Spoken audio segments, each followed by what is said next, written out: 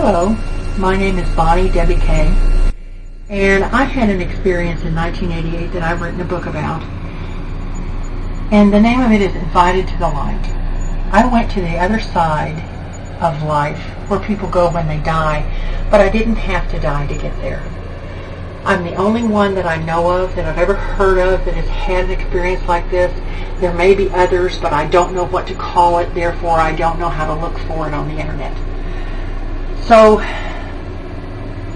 what I'd like to do is I would like to explain some of the things on how this came about for me, because other people can have a similar experience, and it can be something that can be quite dynamic and absolutely the most fabulous thing that's ever happened in your life.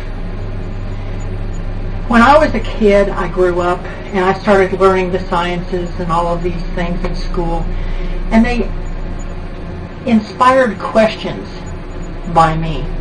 I asked questions all the time when I was growing up, and even when I reached adulthood.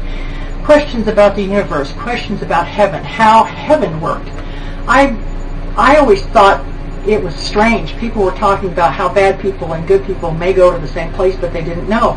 I wanted to know. I really, really wanted to know. So I asked, and I asked frequently, and I would have conversations with God even when I didn't really believe there was a God.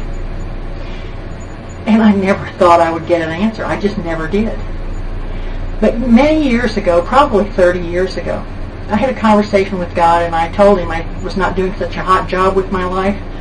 So I decided to turn my life over to him and let him guide me, because he could see all of the past through eternity and all of the future through eternity, and I could only see barely what was around me here. And that worked, and I had abilities that were increased, and lots of trials and tribulations, and lots of things I had to learn to trust.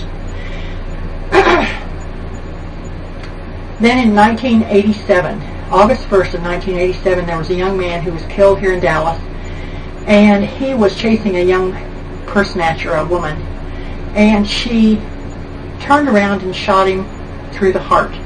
He was an athlete. He was a fine young man.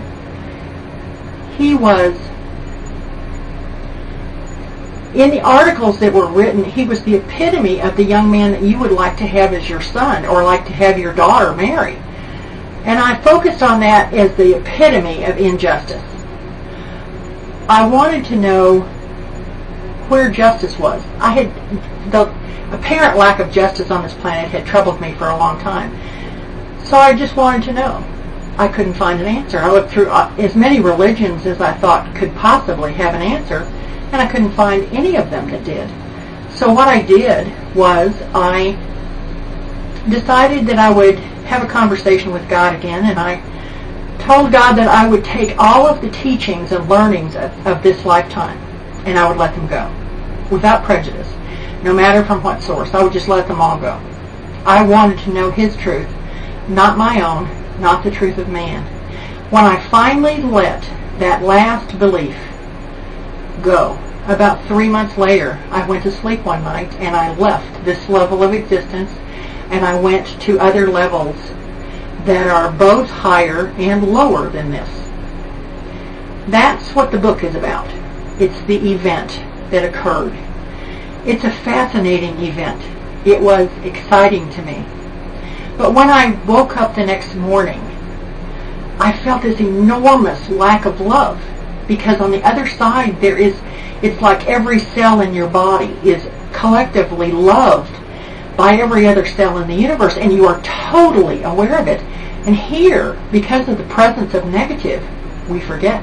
It's missing. So,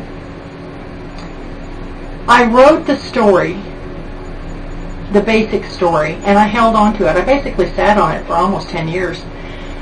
Then I let a publisher read it, and she said she would publish it when it was complete.